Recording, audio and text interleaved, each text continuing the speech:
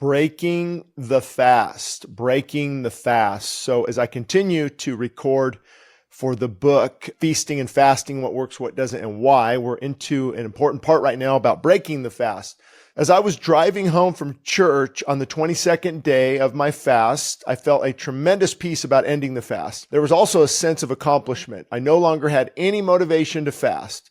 It was the first time in many years that I went this long without processed sugar, caffeine, and meat.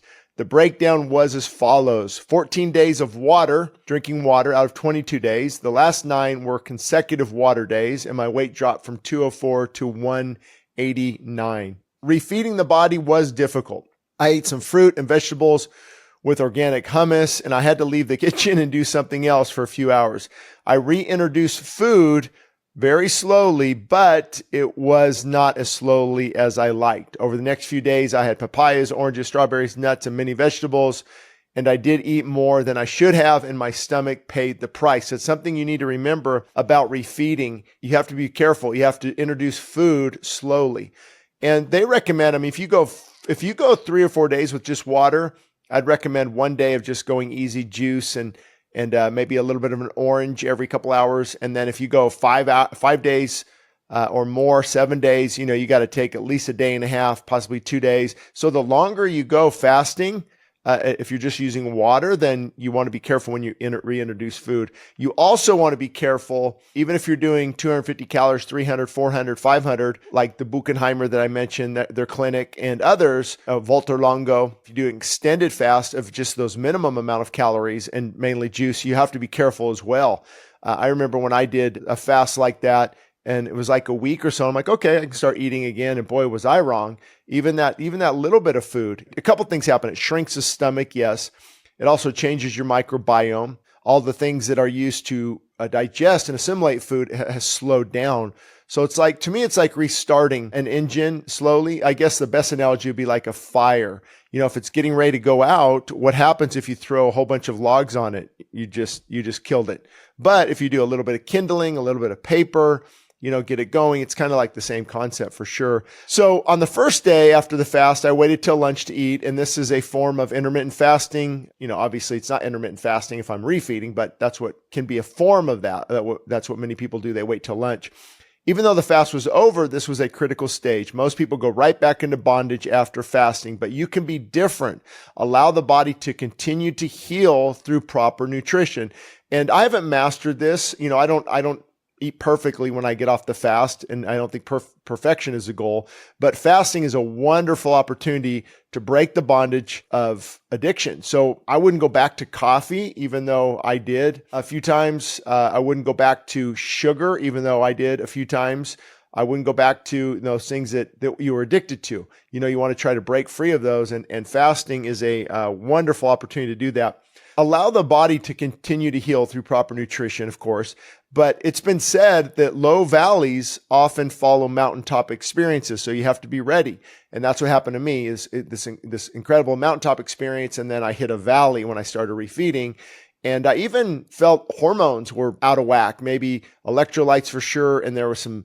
It was kind of a hard season. I was prepared, but I wasn't prepared, if that makes sense.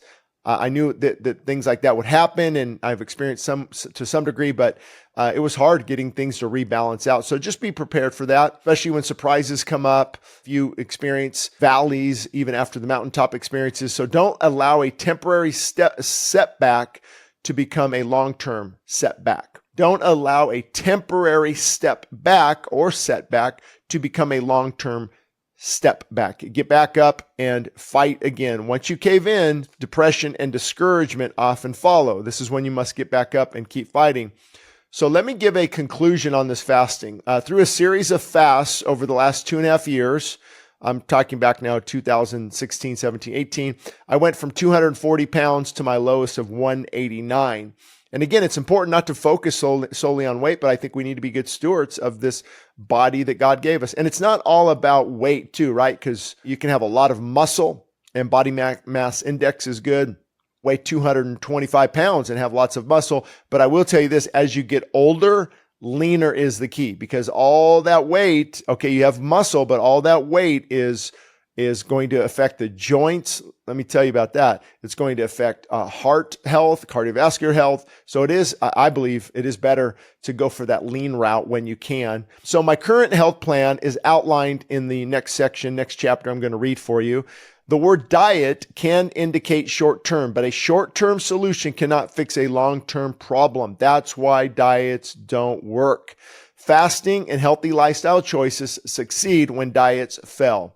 So the miracle of fasting is that while it cleanses the body, it also cleanses the soul and strengthens us spiritually. So my hope is that you too experience all the benefits of fasting. So again, I want to reiterate, the goal is spiritual in most cases, right?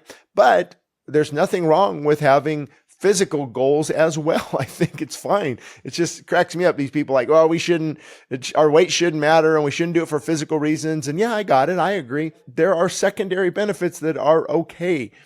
My top 5 measurable spiritual changes while fasting. Number 1, fasting fostered a deep and intimate prayer life. That was incredible. I could focus completely on God the first few hours of each day. Many prayers were answered during and after the fast. Worship music touched my heart at a very deep level, more so than it normally does. The scriptures came alive and my sermon preparation benefited greatly. I wrote more articles. It seemed to flow more fluently through me. Even when I preached, I could tell a marked difference for sure. And I don't know if you can find them. I just thought of this. It's probably around end of March or so, going into April 2020.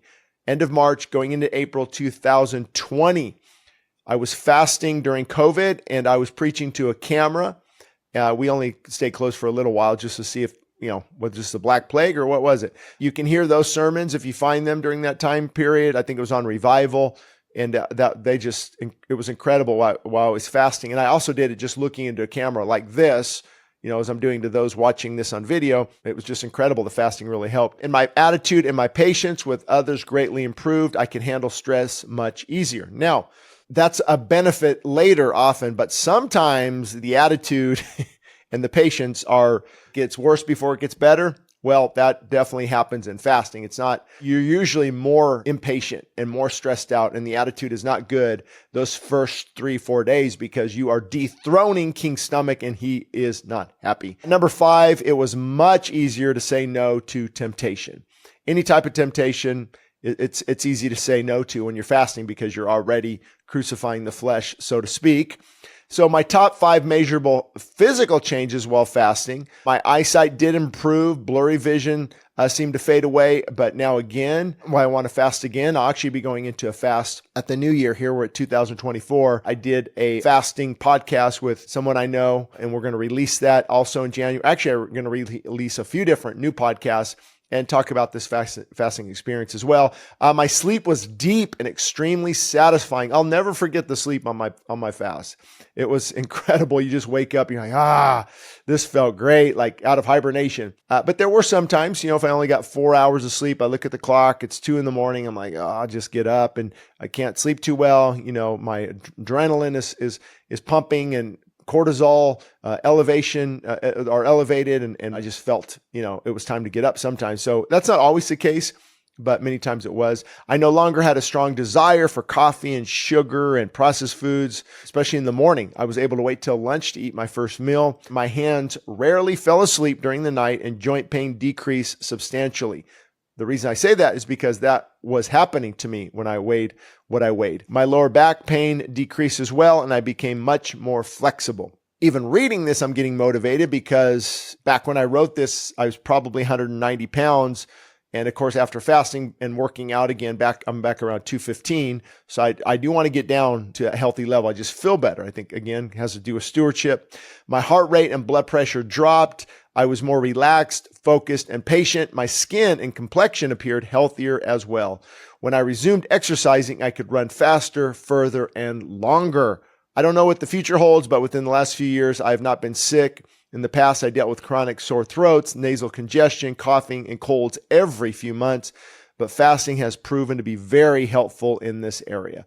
Also, everything I've been talking about in the book so far has been very helpful because now I can look back 6 years later. Of course, I get under the weather like some people, but not very often, and seem to recoup pretty quickly.